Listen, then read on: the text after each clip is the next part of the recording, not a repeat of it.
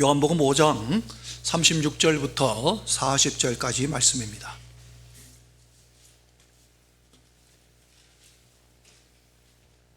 요한복음 5장 36절부터 40절까지 우리 한 목소리로 함께 읽겠습니다. 내게는 시작. 내게는 요한의 증거보다 더 큰 증거가 있으니 아버지께서 내게 주사 이루게 하시는 역사, 곧 내가 하는 그 역사가 아버지께서 나를 보내신 것을 나를 위하여 증언하는 것이요, 또한 나를 보내신 아버지께서 친히 나를 위하여 증언하셨느니라.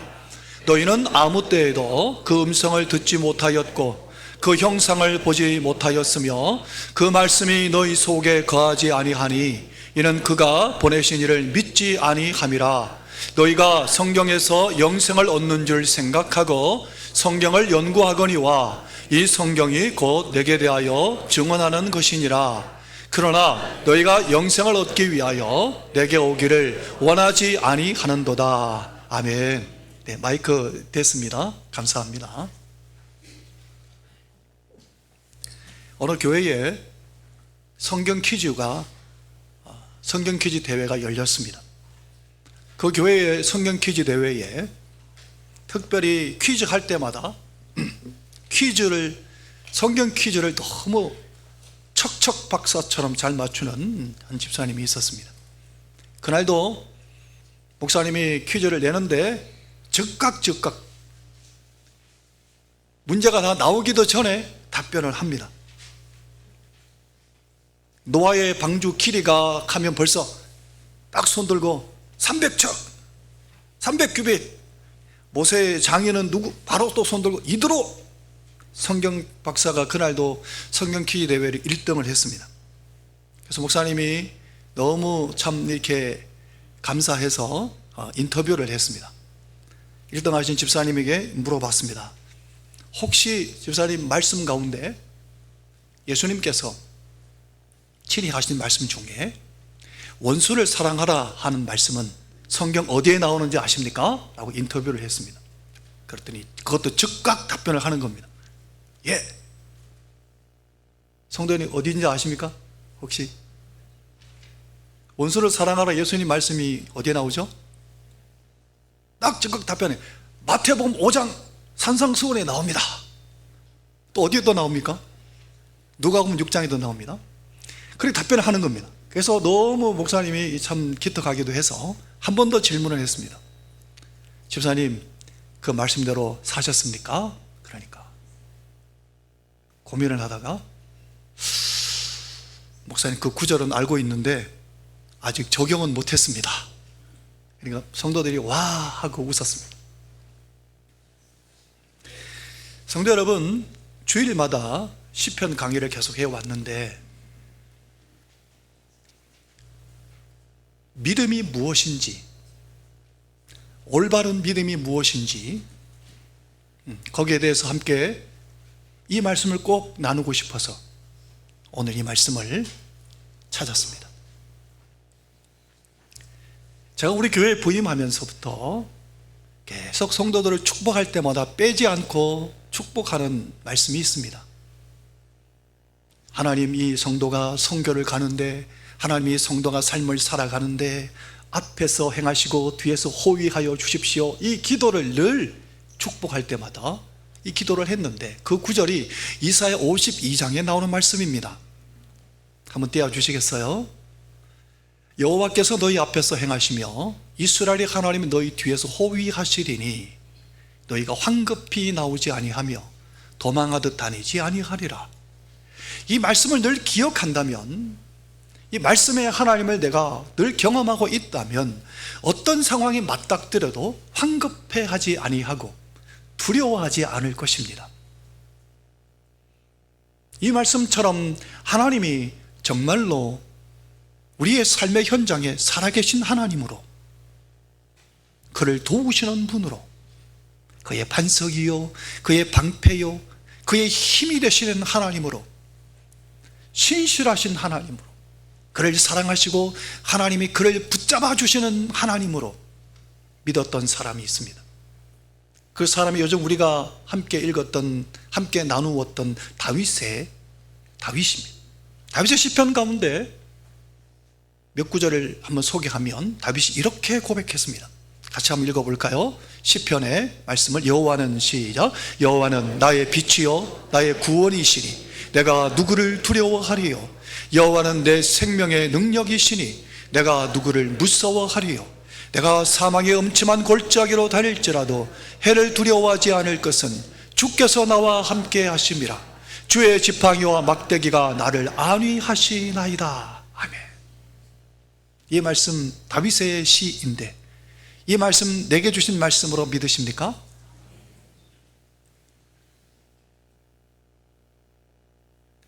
이 다윗은 지금부터 3000년 전에 이 고백을 했습니다. 그럼 오늘 2026년도 3월 8일 주일 아침, 오늘 아침에는 그 하나님이 어디에 계실까요? 저 하늘 위에 계십니까? 아니면 저 바다 건너에 계십니까?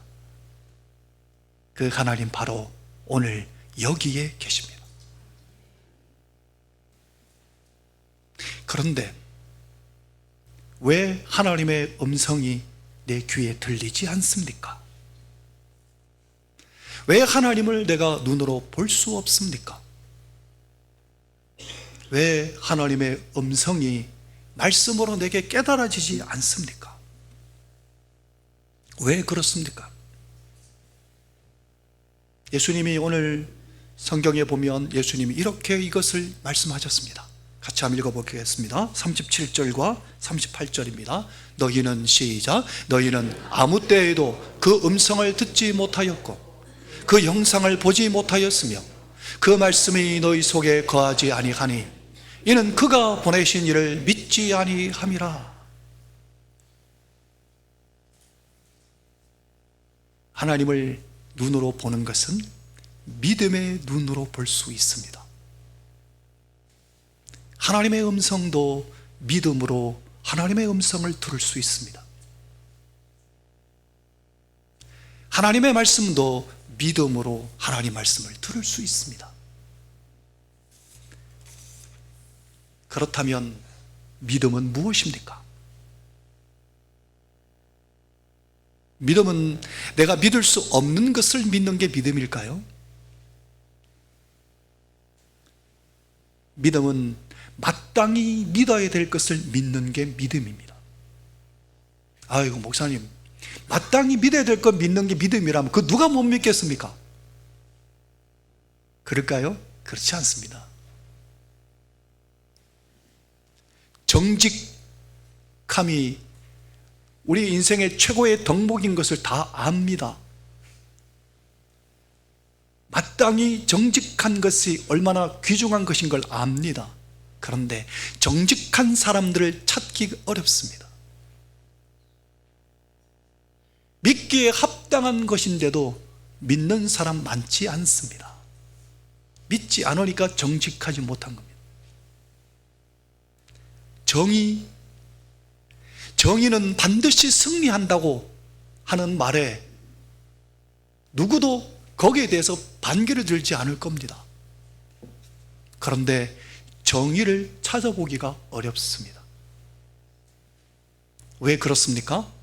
정의가 반드시 승리한다는 것은 믿는 사람이 많지 않기 때문입니다. 믿음도 마찬가지입니다. 믿음이라는 것을 정말 내가 그것을 믿음으로 수용하고 믿음으로 받아들이고 믿음으로 전폭적으로 의탁하고 그 믿음을 그대로 따르는 사람이 많지 않습니다. 성도 여러분, 누구를 향한 믿음이든 그 믿음이 분명하다면 그 믿음에 그 사람의 모습이 내게도 투영되게 됩니다. 우리가 정말 예수님을 믿는다면, 정말 하나님을 믿는다면 하나님의 모습이 내게서도 보여져야 합니다. 하나님의 성품과 하나님의 모습이 내게 투영되어서 보여져야 합니다. 그런데 왜 우리에게는 과연 하나님의 생명과 하나님의 사랑과 그리고 하나님의 그 은혜가 우리를 통해서 투영되고 있습니까? 내가 믿는 믿음이 정말 참되다면 하나님의 사랑과 생명과 그 진리가 내 삶을 통해서 나타나야 이게 올바른 믿음의 증거인 겁니다.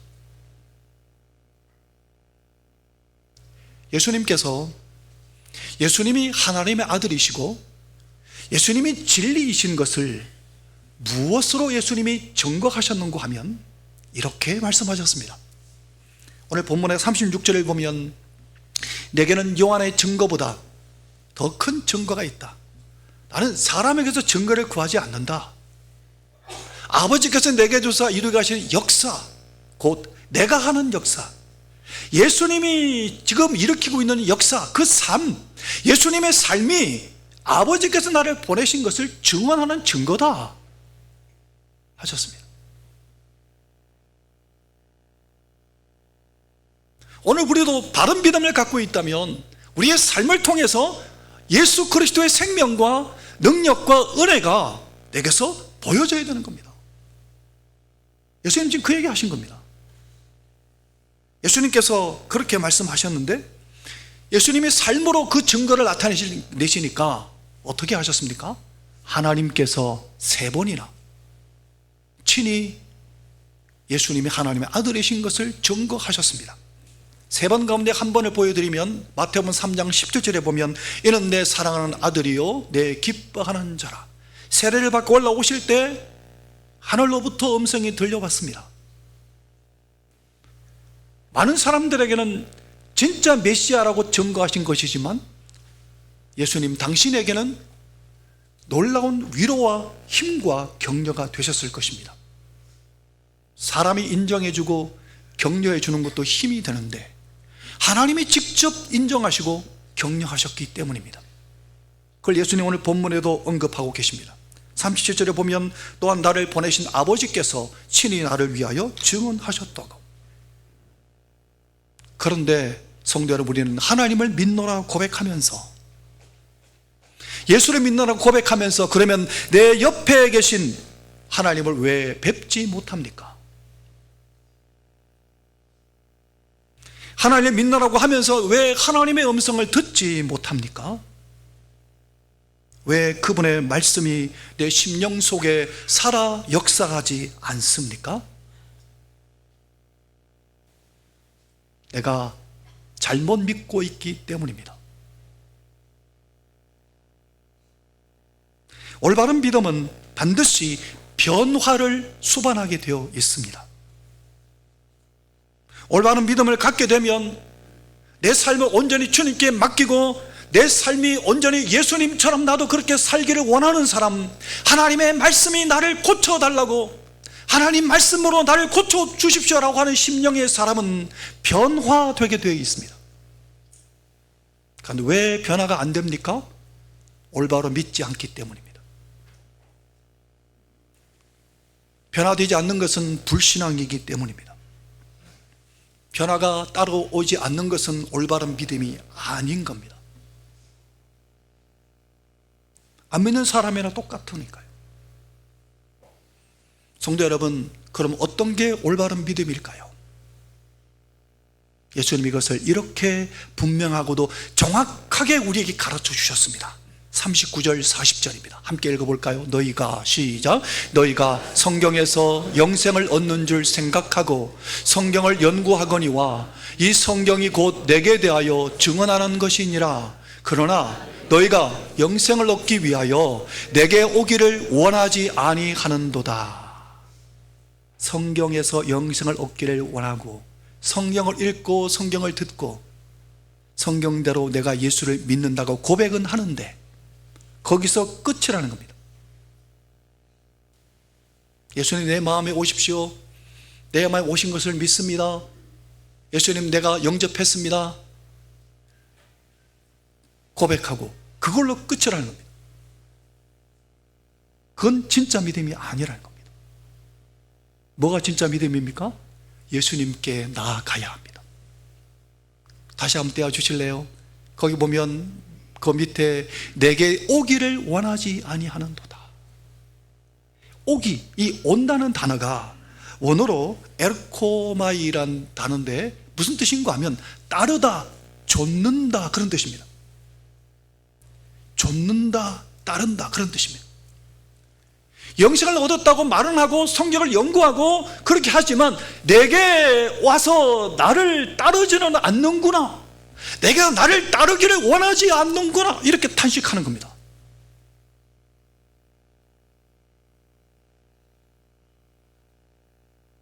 믿는다고 말은 하는데 예수님 따라 나도 예수님처럼 살고 싶어 하지 않는다는 겁니다. 그게 진짜 믿음이 아니라는 겁니다. 우리는 원래 모두 죄인이었습니다.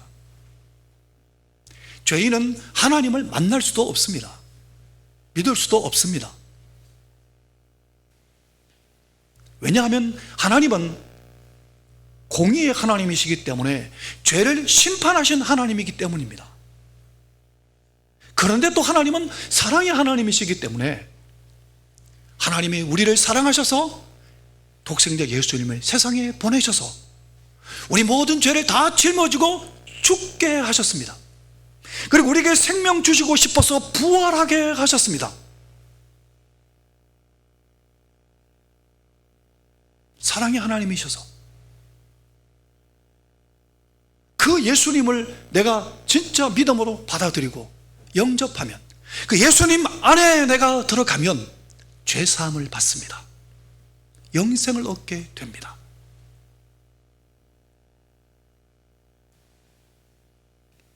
예수님 안에 들어가서 죄사함을 받고 영생을 얻었습니다. 그런데 거기서 끝? 나는 끝났어, 나는 이미 구원 받았어, 그렇게 생각하고 여기고 예수님을 따라가지 않는다면 진짜 믿음이 아니라는 겁니다. 성도 여러분, 마치 정직함과 정의가 이긴다는 그 말을 알지만 믿지 않는 것 같이, 예수님은 내 마음에 들어오십시오, 영접 기도도 하고 예수님 안에, 예수님 때문에, 예수님의 십자가를 믿고 예수님 때문에 내가 죄사함을 받았습니다, 감사합니다 하는데 그걸로 끝. 그 다음이 없으면 바른 믿음이 아니라는 겁니다. 예수님에게 나아가야 됩니다. 예수님을 따라가야 합니다. 예수님께 오기를 원하지 아니하는구나, 그 탄식하신 겁니다. 예를 하나 들어보겠습니다. 영국에 한 신학자가 있었습니다. 이분은 신학학자인데 구약의 히브리어뿐만 아니라 신약의 헬라어는 아주 능통했습니다. 그래서 헬라어 히브리어도 가르치면서 대학 강단에서 신학생들을 가르쳤습니다. 그런데 하루는 한 학생이 질문을 했습니다. 교수님, 예수님을 사랑하십니까? 교수님이 답변을 못하는 거예요. 한참을 고민하다가 이 교수님이 답변하기를, 나는 평생 성경을 연구해 왔습니다. 그러나 나는 아직 예수님을 개인적으로 사랑한 적이 없군요. 자기 자신도 충격을 받은 겁니다. 그래서 이 교수님이 그날부터 자기 연구실에서 요한복음을 꺼내서 다시 읽기 시작했습니다. 읽다가 요한복음 5장 오늘 본문의 이 말씀 앞에 부닥쳤습니다. 다시 보여주실래요? 요한복음 오늘 본문의 39절 40절 이 말씀에 부닥쳤습니다. 이 성경이 곧 내게 대하여 증언하는 것이니라. 그러나 너희가 영생 얻기 위하여 내게 오기를 원하지 아니하는도다. 거기서 이 교수님이 무릎을 꿇었습니다. 주님, 제가 성경을 연구하고 성경을 이해하고 성경을 가르쳤습니다마는 주님께 제가 오지 않았습니다. 주님께 나아오지 않았습니다. 주님을 따라 살지 못했습니다. 용서해 주십시오. 그때부터 성경을 읽는 목적이 지식이 아니라 예수님 말씀대로 실천하기 위해서, 그 말씀대로 그 길을 걸어가기 위해서 성경을 읽기 시작했다고 합니다. 사랑하는 성도 여러분, 진짜 믿음은 예수님 따라가는 겁니다. 예수님을 믿는 바른 믿음이 뭐냐? 예수님을 따라가는 겁니다. 예수님을 따라 사는 겁니다. 예수님이 이렇게 사셨는데 나는 이렇게 살아야지, 그거 아닙니다. 예수님이 이렇게 살았으면 나도 그렇게 사는 겁니다. 이게 아니면 올바른 믿음이 아닙니다. 그럼 예수님을 따라가는 건 뭘까요? 예수님이 친히 여기에 대해서 말씀해 주셨습니다. 누구든지 나를 따라오려거든 이렇게 하라고 말씀하셨습니다. 함께 읽어볼까요? 누구든지, 시작. 누구든지 나를 따라오려거든 자기를 부인하고 자기 십자가를 지고 나를 따를 것이니라. 사랑하는 성도 여러분, 나를 부인하고 내 십자가 지고 예수님 따라가십니까? 이게 안 되면 바른 믿음이 아닙니다. 이게 안 되면 내가 지금 뭔가 예수를 믿는다고 하는데 잘못 살고 있는 겁니다. 목사님, 자기를 부인한 거, 자기 십자가를 지는 게 그럼 어떤 겁니까? 너무 막연합니다. 맞습니다. 자기를 부인하는 거, 나를 부인하는 게 뭘까? 또 내 십자가를 지는 게 뭘까? 뭘까요, 성도 여러분? 우리가 붙잡고 그렇게 살 수 있도록 구체적인 것을 찾아냈습니다. 나를 부인한다는 것은 내 주권을 다 내려놓는 겁니다. 내 주권을 다 내려놓는 게 뭘까요? 그게 뭘까요? 보여드릴게요. 첫 번째, 나를 부인한다는 것은 결과주의로부터 벗어나는 겁니다. 이 세상에는 모든 사람이 결과주의의 종로로 타고 있습니다. 모든 것에 업적을 내세우고 결과를 중요하고, 특히 이 마지막 시대에는 더더욱 결과주의에 모든 사람들이 노예가 되어 살아가고 있습니다. 내가 맡으면 이런 업적을 남겨야 되고, 내가 했으면 이런 가시적인 결과가 나타나야 되고, 그걸 위해서 수단과 방법을 가리지 않습니다. 나를 나타내기 위해서 그걸 내려놓는 겁니다. 이게 자기를 부인하는 겁니다.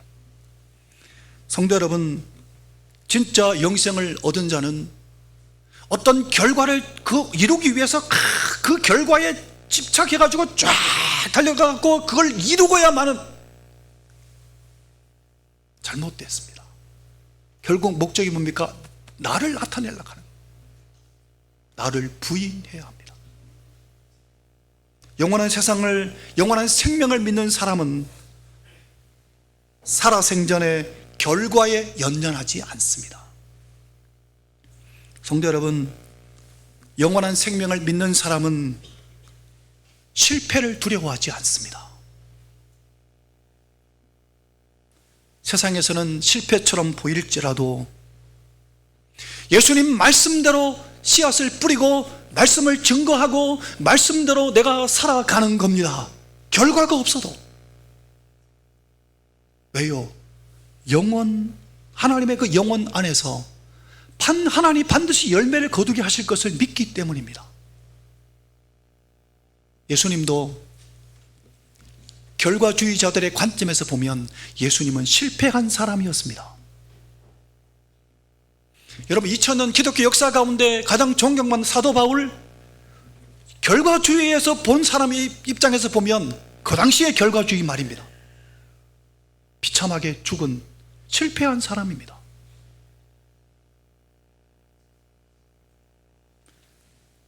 그렇게 예수님이 십자가 지면 완전히 실패한 게 되니까 베드로가 예수님 붙잡고 예수님 그래 하면 안 됩니다, 십자가 지면 안 됩니다 라고 멱살 잡고 흔들었던 겁니다.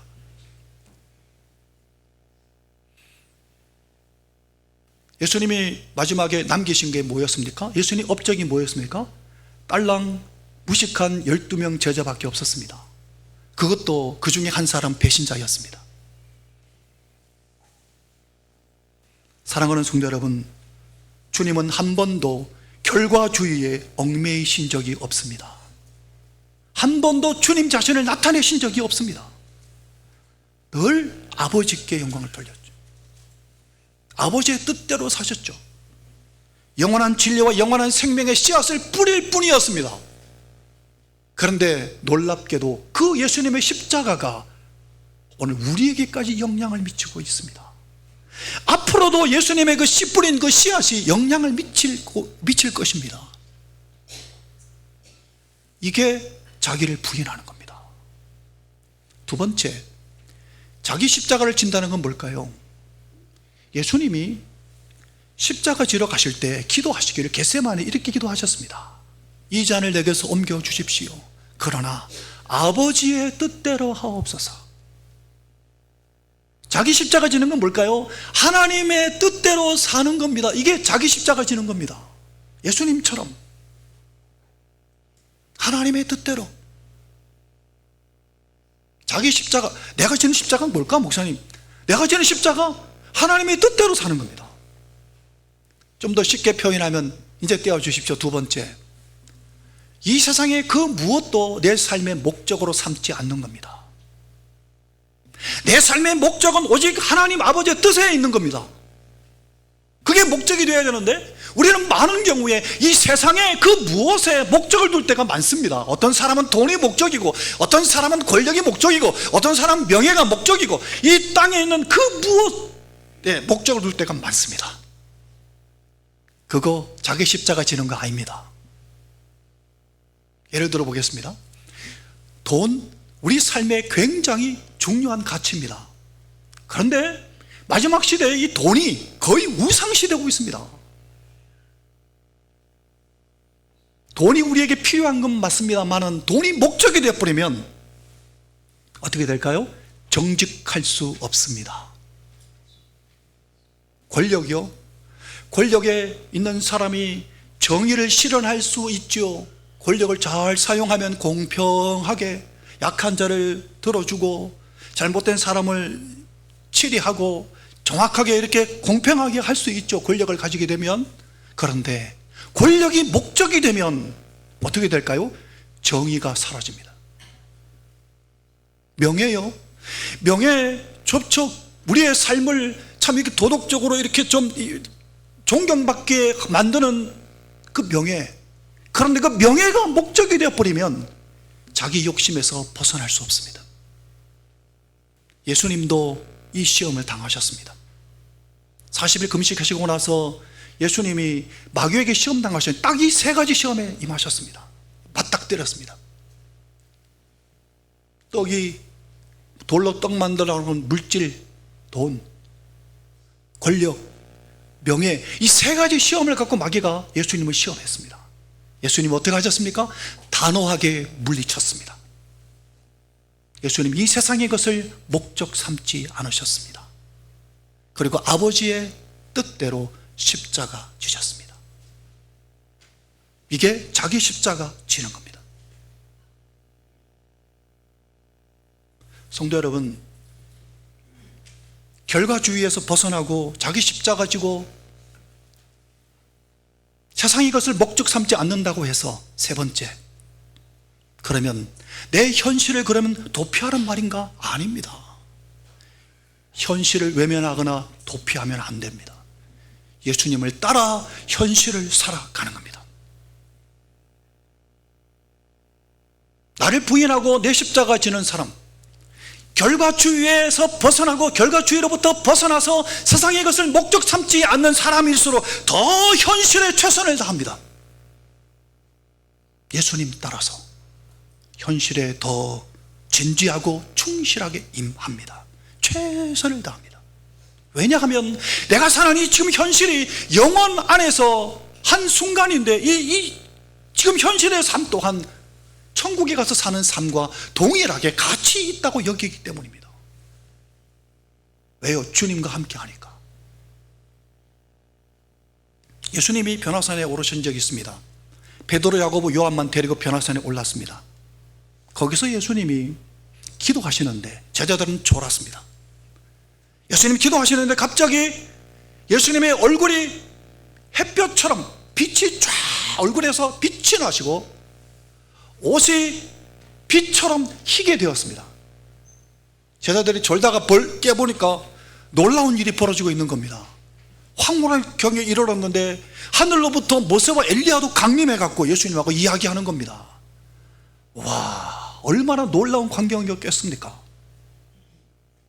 그런데 예수님은 거기에 머무시지 않습니다. 그 변화산을 등지고 내려오셨습니다. 영광과 황홀증에게 머물러 계시지 않으시고 내려오셨습니다. 어디로요? 고난과 눈물과 한숨과 질병과 고통이 있는 현실로 내려오셔서 현실에 최선을 다하셨습니다. 마치 영생을 얻는 자는 이렇게 살아야 한다는 것을 보여주시는 것 마냥 예수님 하루 온종일 각색 병든 자들을 다 고치고 나서도 또 주무셨나 주무시지 않았나 싶을 정도로 새벽미명에 하나님 앞에 나아가 독대하고 또 기도하십니다. 삶의 최선을 다하셨습니다. 사랑하는 성도 여러분, 이게 올바른 믿음입니다. 이 올바른 믿음을 내가 갖게 되면 내 삶 자체가 달라집니다. 성도 여러분, 주님을 따라 영원한 진리가 내 속에 들어오고 영원한 진리의 주님을 따라 내가 살아가기 시작하면 예수님 때문에 나를 부인하고 내 십자가 지고 주님을 따라가면 내 삶이 바뀝니다.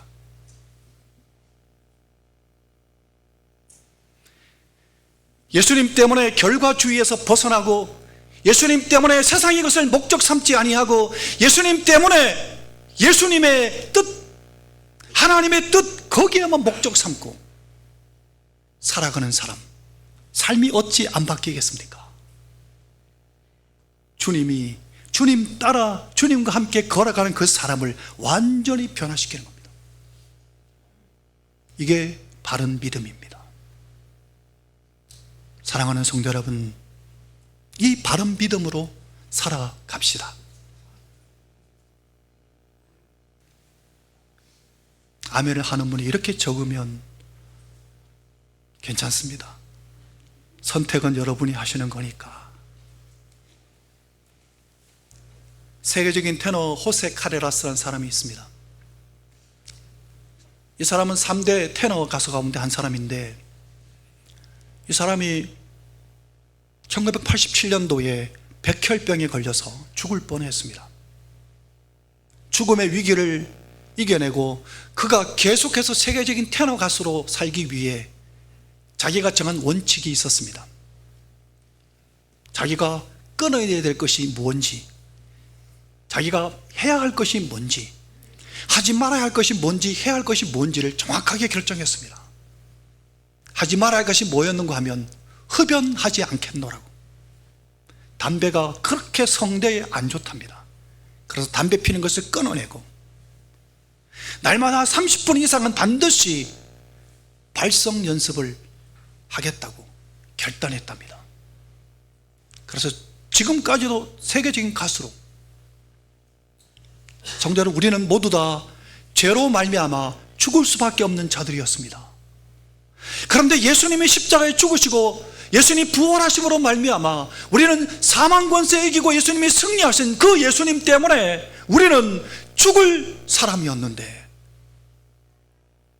살아났습니다. 새로운 생명을 얻었습니다. 그렇다면 예수님 안에 새로운 생명을 얻은 사람이라면 예수님 때문에 끊어내야 될 것이 뭔지, 하지 말아야 될 것이 뭔지, 해야 할 것이 뭔지, 결정하셔야 될 겁니다. 성도 여러분, 한 번 더 여쭤보겠습니다. 성도 여러분, 여러분의 마음속에 예수님 구주로 영접하셨습니까? 그렇다면 예수님에게 오늘 함께 나아갑시다. 예수님이 말씀하신 것 같이 나를 따르려거든, 누구든지 나를 따르려거든 자기 십자가를 지고 자기를 부인하고 자기 십자가를 지고 나를 따르라고 말씀하신, 그게 예수님 따르는 것이라고 말씀하신 대로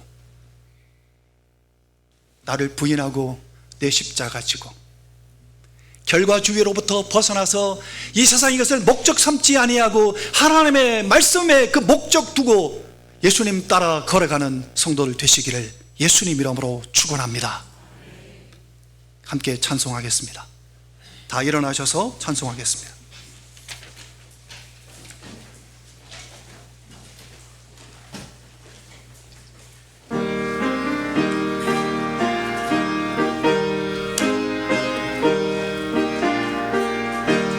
주와 같이 길 가는 것 즐거운 일 아닌가.